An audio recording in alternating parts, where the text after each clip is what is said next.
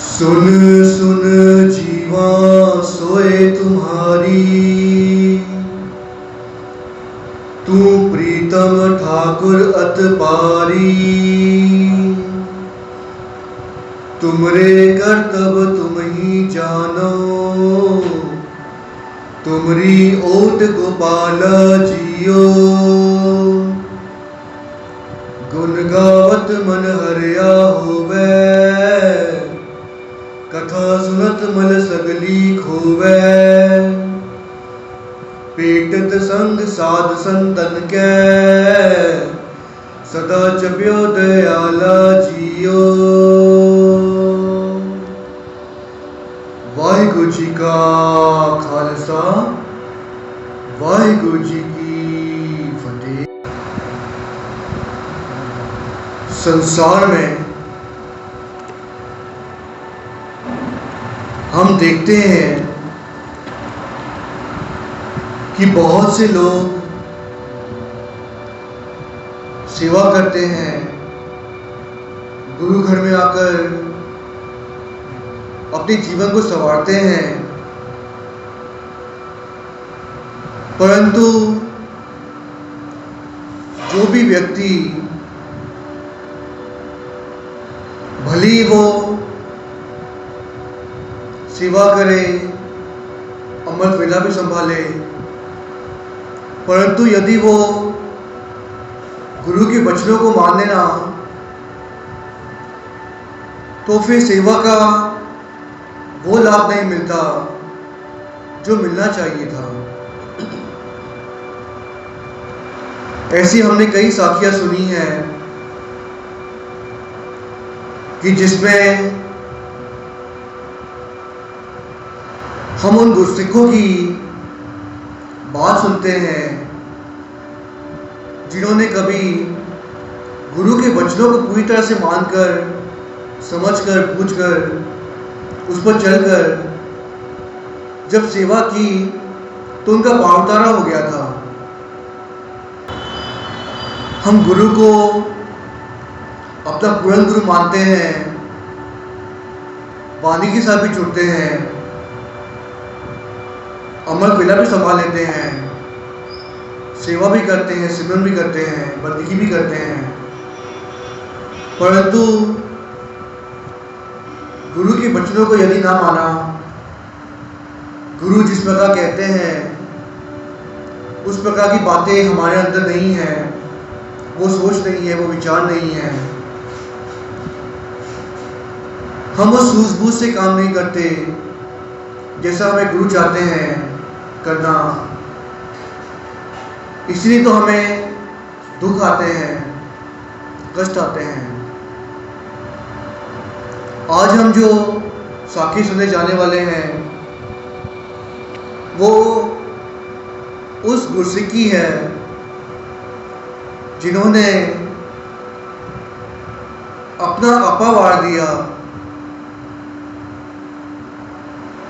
अपने जीवन के बारे में नहीं सोचा, अपने परिवार के बारे में नहीं सोचा, बस गुरु ने वचन किया और उठकर मौत को गले से लगा लिया। ऐसे कई गुरसिख हुए हैं जिन्होंने मौत को अपने गले से लगाया, बंद बंद घटा दिए, चढ़खड़ियों पर चढ़ गए। जब उन पर आया चढ़ा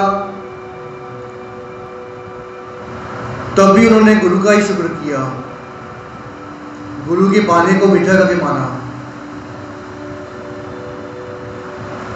आज हमें थोड़ी चोट लग जाती है या बीमारी आ जाती है, दुख आ जाता है, तो कई बार तो ऐसा भी देखा गया है कि हम गुरु को ही गलत ठहराते हैं, उल्टा सीधा बोल देते हैं। आज हमारे बच्चे को कोई दुख आ जाता है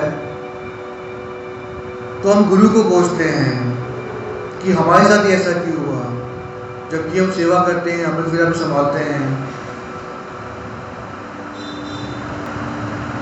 ये दुख और सुख तो हमें हमारे ही कर्मों के अनुसार मिलते हैं। जैसा मनुष्य ने बीज बोया होता है पिछले जन्मों में, वैसा भी उससे आगे चलकर मिलता है। और जो गुरसिख भक्ति करते हैं, प्रभु के साथ जुड़ते हैं, अक्सर ये देखा गया है कि उन्हें ज़्यादा दुख आते हैं, वो दुखों में ही व्यस्त रहता है। क्योंकि कई बार तो ऐसा भी होता है कि गुरु हमारी परीक्षा लेता है, हमारे एग्ज़ाम होते हैं। जिस प्रकार कोई बच्चा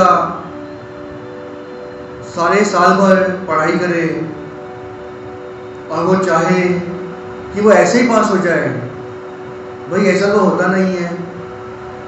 नेक्स्ट क्लास में, अगली क्लास में जाना होता है, एक स्टैंडर्ड से दूसरे स्टैंडर्ड से जाना होता है, तो हमें पहले एग्ज़ाम लेना होता है, उसमें पास होना पड़ता है।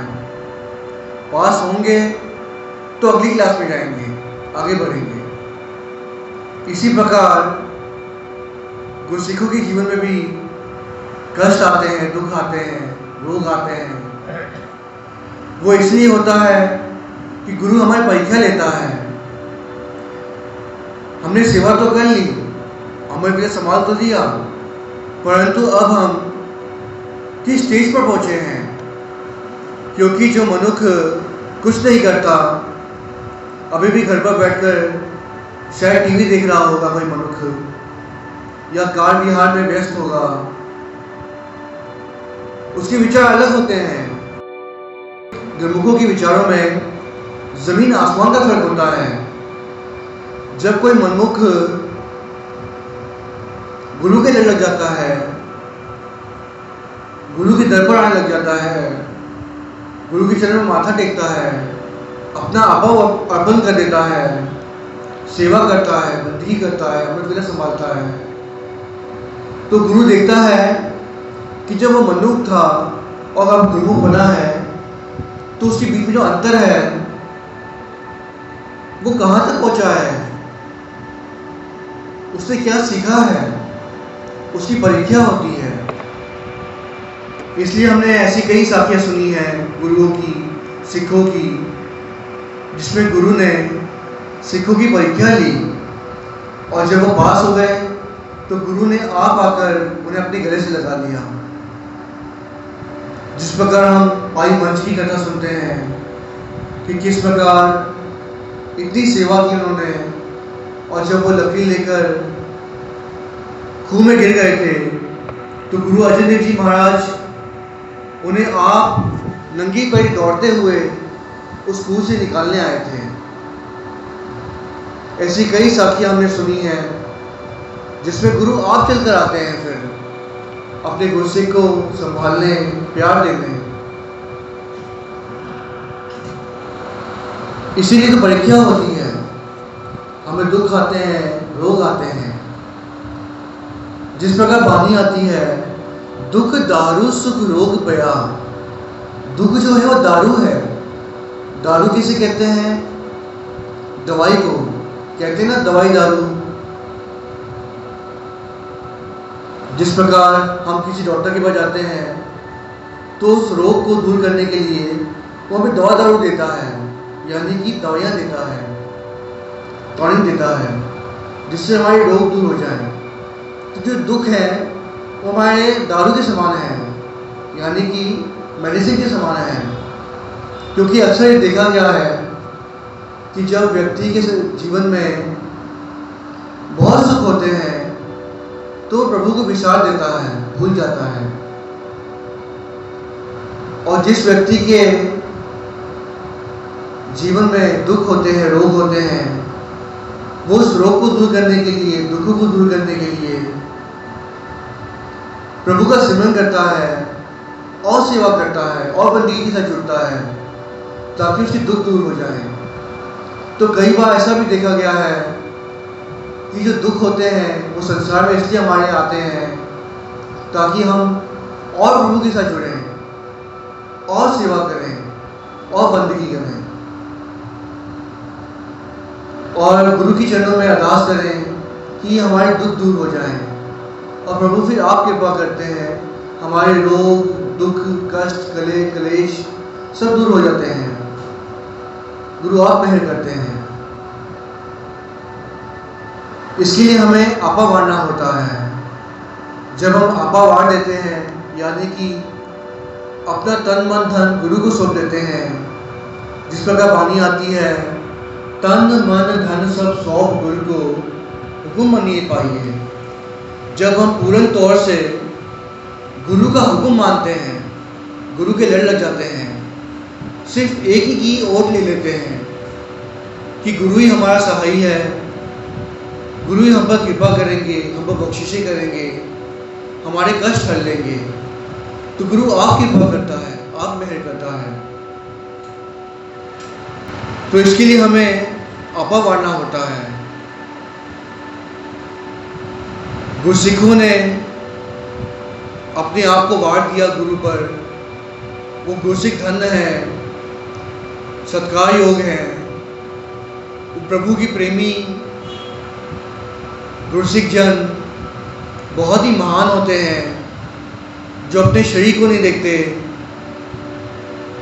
अपना शरीर तक कुर्बान कर देते हैं। और आम व्यक्ति हम संसार में देखते हैं कि वो अपने शरीर को सजाता है, संवारता है, पालना पोषण करता है, अपने शरीर पर उनका बहुत ध्यान होता है। और जो गुरसिख होते हैं वो बिल्कुल ही उलट होते हैं।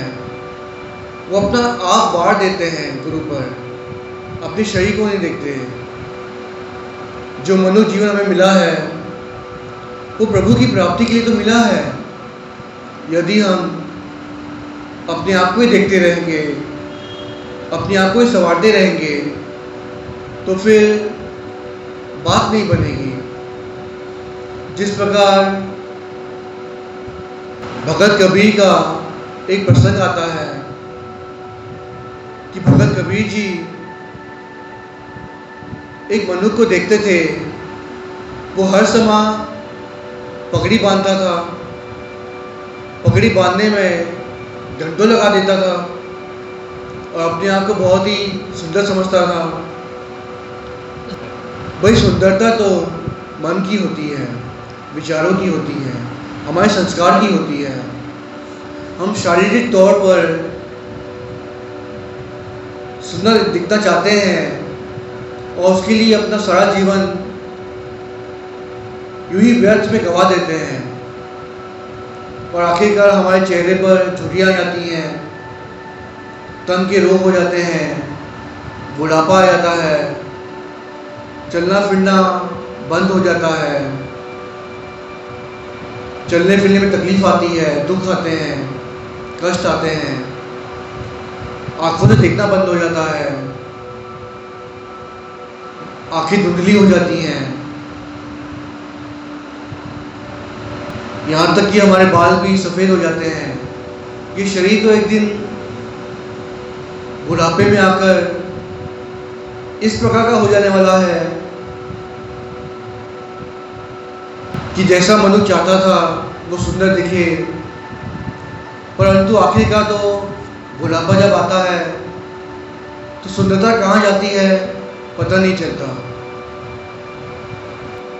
कई व्यक्ति तो बुढ़ापे में आके कुरूप भी हो जाते हैं,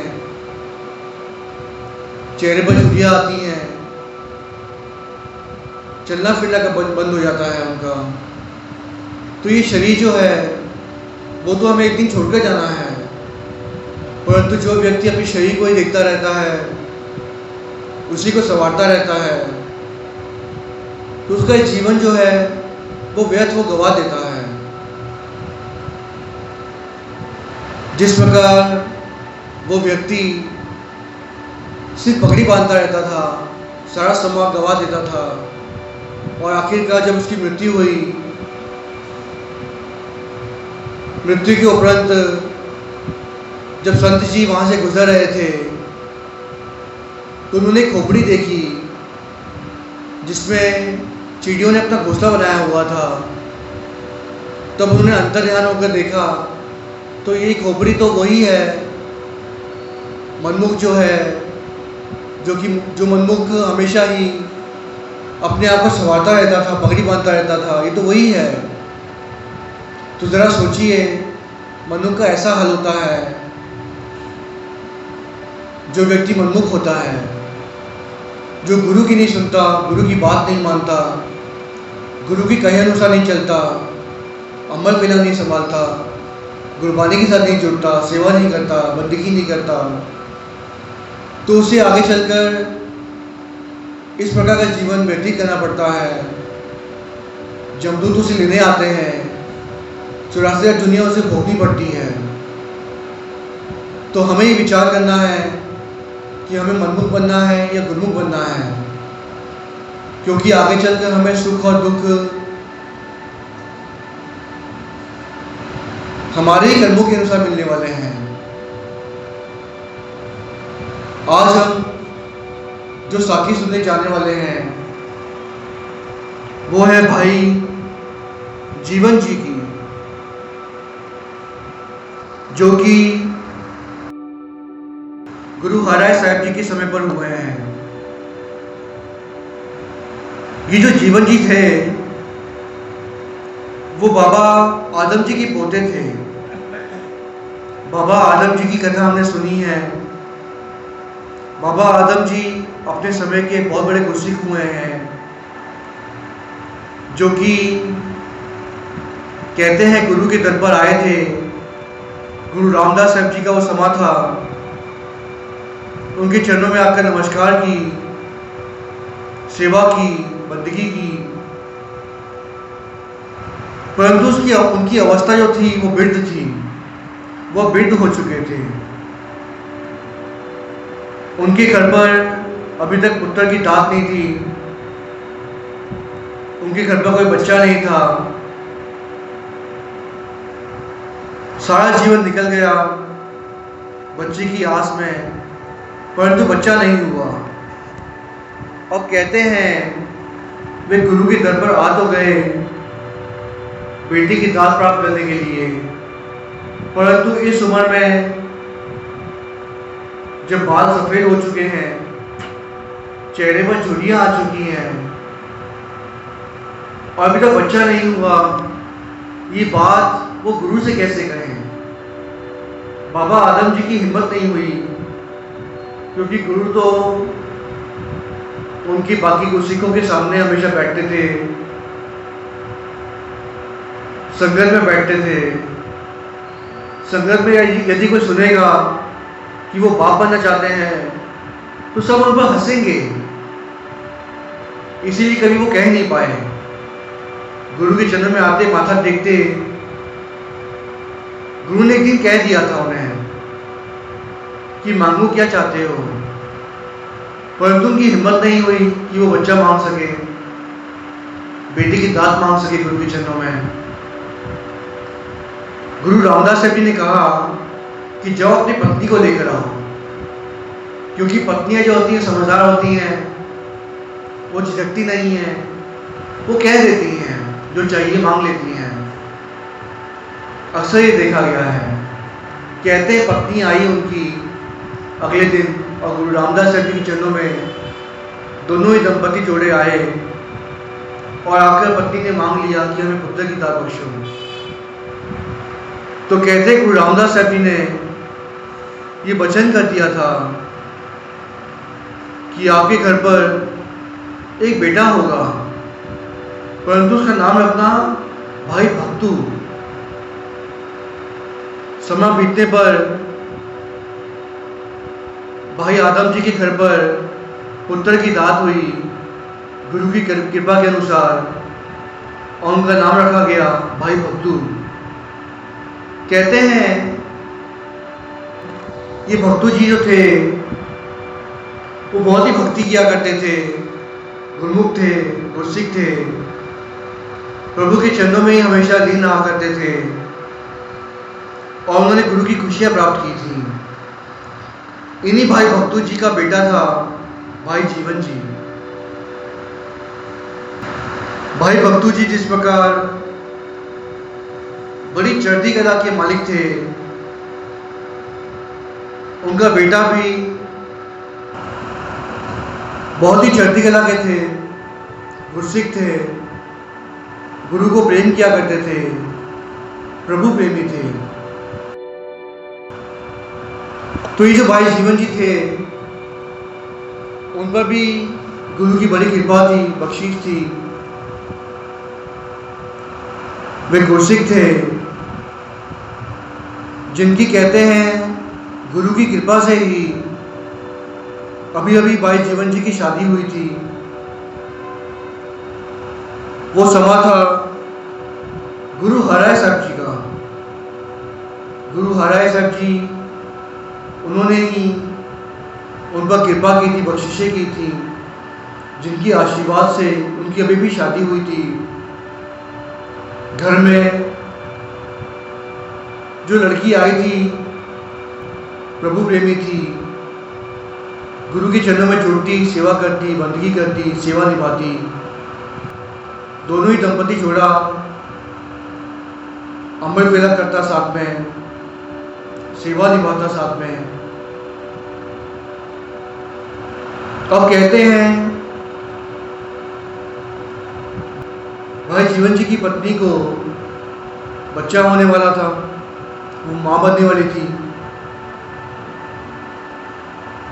इसी कारणवश वो उस दिन घर पर ही थी।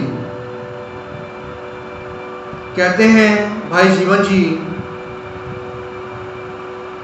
गुरु के दर पर कथा कीर्तन का जुड़ने के लिए आए हुए थे। गुरु हराय साहब महाराज जी का दरबार सजा हुआ था। गुरु साहब जी दर्शन देकर संतों को निहाल कर रहे थे। संगत कथा कीर्तन में जुड़ी हुई थी। गुरु के वचनों को संगत सुन रहे थे और गुरु का शुक्रिया कर रहे थे।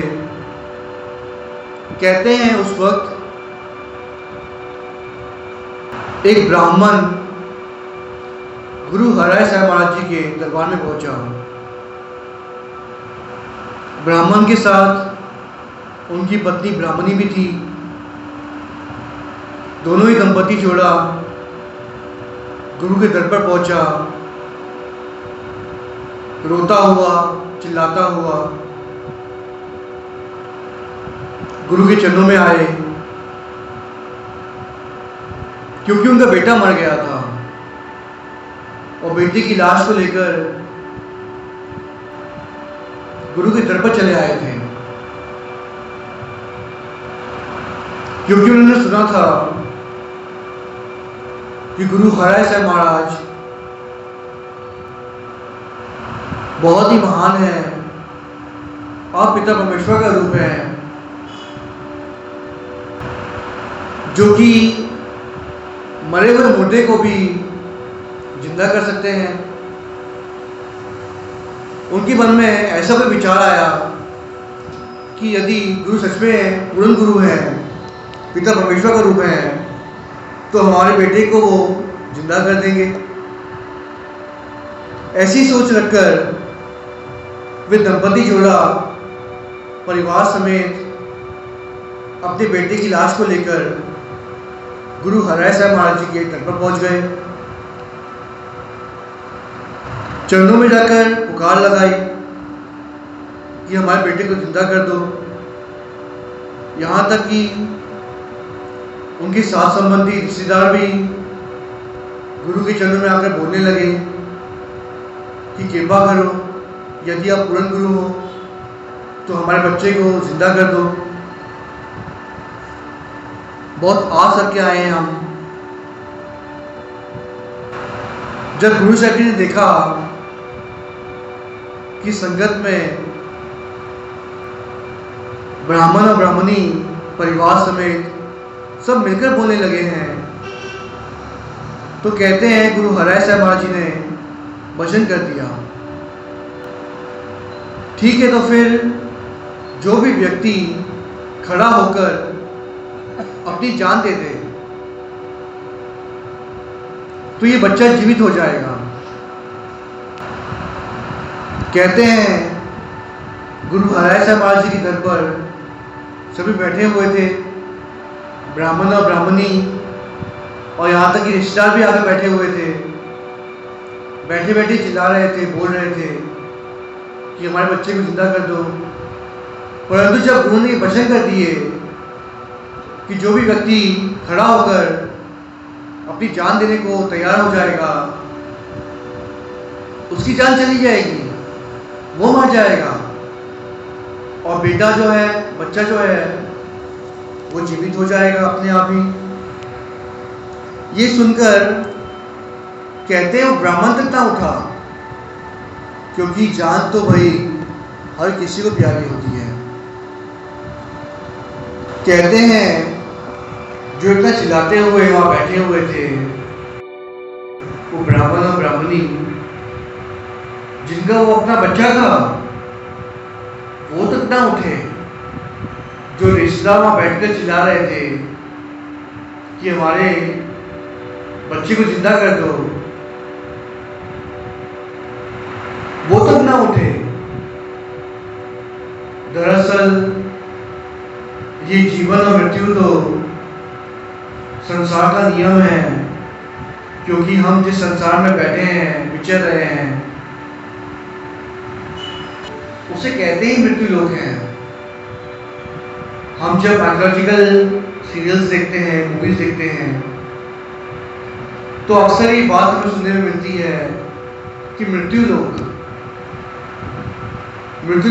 इस संसार को इसलिए कहते हैं क्योंकि जो संसार में आया है उसे एक दिन इस संसार छोड़ के जाना है। यदि कोई व्यक्ति ये सोचे कि भाई मैं तो जब तक संसार रहे तब तक मैं यहाँ रहूं, ये तो वही संभव नहीं है। ऐसा कुछ लोगों ने सोचा भी है और ठाना भी था। आप सभी ने कथाएं सुनी हैं रावण की, कंस की, इत्यादि राक्षसों की, जिन्होंने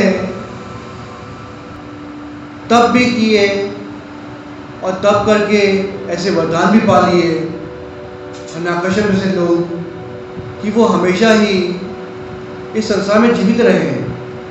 जब तक संसार चले तब तक वो चले, परंतु ऐसा नहीं हुआ। वक्त आने पर, समय आने पर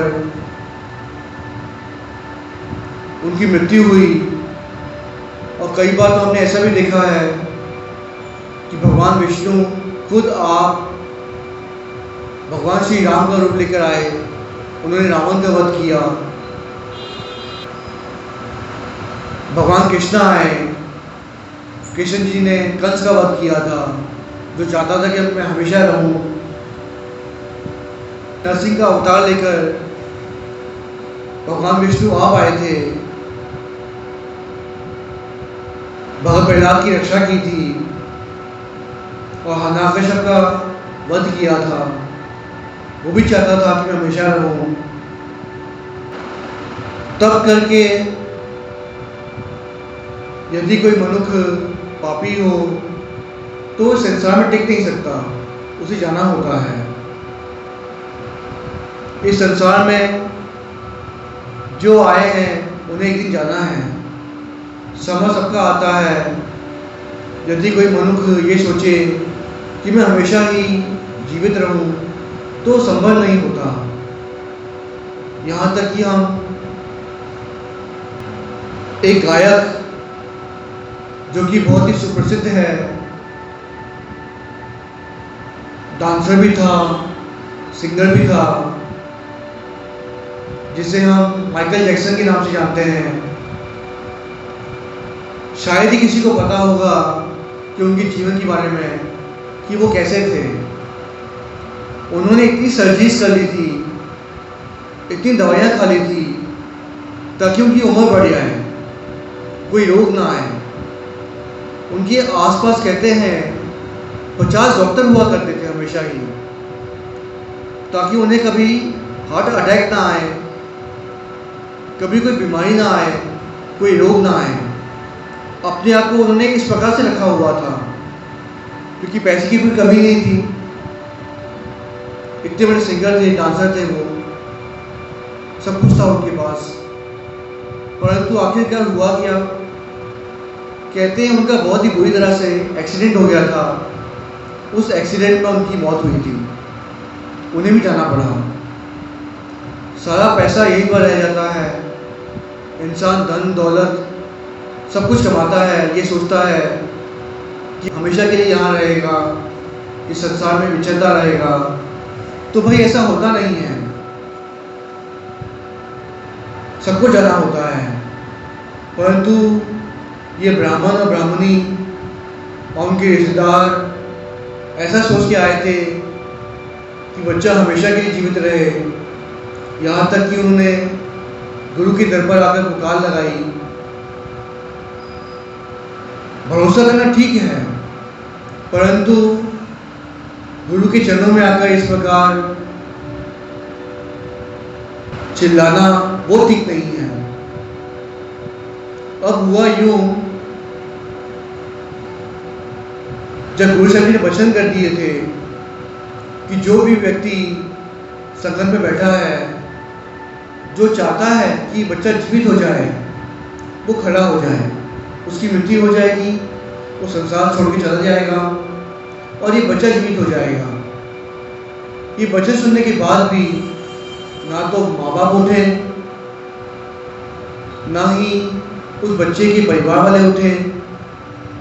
सबको जान प्यारी थी, सभी संसार में जीवित रहना चाहते थे। मौत से सभी को डर लग रहा था, कोई ना उठा। कहते हैं वो गुरसिख, वो गुरु का प्यारा भाई जीवन जी, जिनकी अभी भी शादी हुई थी, जिनकी पत्नी को बच्चा होने वाला था, उन्होंने एक पल की भी देरी न लगाई। चुपचाप वहां से संगत में से उठे धीरे से, क्योंकि उन्होंने गुरु का वचन मानना था। वो इतने बड़े महान पिता के, दादा के बच्चे थे, पोते थे, बेटे थे। उनके अंदर गुरु के प्रति इतना प्रेम था, वो कभी गुरु का वचन टाल नहीं सकते थे। ऐसे महान गुरसिख भी हुए हैं संसार में, जिन्होंने अपना आपा बांट दिया। कहते भाई जीवन जी बहुत ही प्रेम से, ध्यान से, चुपचाप धीरे से संगत से उठे और उठकर बाहर चले गए। दरबार के बाहर जाकर, खेतों में जाकर उन्होंने अपने प्राण त्याग दिए। अपने आप उनकी प्राण छूट गए, शरीर उन्होंने छोड़ दिया। उनकी आत्मा गुरु के चरणों में लीन हो गई। गुरु साहब जी ने अंतर ध्यान होकर देखा। गुरु साहब जी सब कुछ जानते हैं। काट काट के अंतर की जानत, भले बुरे की पीठ को छानत। गुरु साहब जी से तो कोई भी छुपा नहीं हुआ है। तीनों लोक में कहाँ क्या चल रहा है, गुरु साहब जी सब कुछ जानते हैं। आप पिता परमेश्वर का रूप है।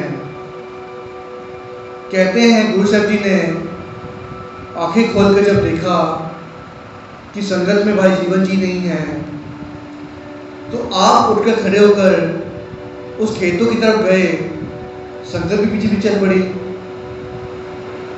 जाकर भाई जीवन जी को देखा, उनके शरीर को देखा, जो कि भाई जीवन जी ने शरीर छोड़ दिया है और आत्मा गुरु के चरणों में ही लीन हो गई है। कहते गुरु साहब जी ने क्रोध में आकर उस दंपति जोड़े को, ब्राह्मण और ब्राह्मणी को कहा कि तुमने हमसे हमारा गुरसिख छीन लिया। कहते उसी वक्त वो बच्चा जीवित हो गया और संतों के पीछे, गुरु के पीछे बाहर आ गया। ब्राह्मण और ब्राह्मणी को वो बच्चा तो मिल गया, परंतु गुरु का प्रेमी भाई जीवन जी अब गुरु के साथ ना था। उनका शरीर वो छोड़ चुके थे। गुरु के वचनों को उन्होंने निभाया। जो वो प्रेम करते थे गुरु को, उस प्रेम को उन्होंने निभाया, गुरु के वचनों का आदर किया, अपने शरीर को त्याग दिया था। गुरु साहब जी ने अब वचन कर दिया कि भाई जीवन जी के बेटे का नाम संत राम रखना। कहते हैं भाई जीवन जी की पत्नी को जब बेटा हुआ तो उन्होंने उनका नाम रखा संत राम। कहते हैं संत राम जी जब छोटी अवस्था के थे, बच्चे थे, तो वो गुरु के चरणों में आकर खेलते थे, गुरु हराय साहब जी की गोद में आकर बैठते थे, उनके चरणों में आकर खेलते थे। और गुरु हराय साहब महाराज जी ने उन्हें बहुत प्रेम किया, क्योंकि उनके पिता ने, भाई जीवन जी ने उनके वचनों को मानकर अपने शरीर को त्याग दिया था, वचनों को निभाया था, गुरु के अपना आपा बांट दिया था। कहते हैं भाई जीवन जी का एक ही बेटा था, क्योंकि उनकी मृत्यु हो चुकी थी। अब गुरु हराय साहब महाराज जी ने वचन किया कि भाई संत राम जी की जो आगे वाली पीढ़ियां हैं, जो कुल है, वो इतना बड़ा होगा, वो इतनी बड़ी होगी, कुल इतनी बड़ी होगी कि पूरा पिंड बच जाएगा। इतना बड़ा उनका कुल होगा, पीढ़ियां होंगी। कहते हैं गुरु के वचनों के अनुसार स्वर्गवासी भाई जीवन जी का जो बेटा था संत राम जी, उनके इतने बच्चे हुए, इतनी बड़ी कुल हुई कि सारा का सारा पिंड ही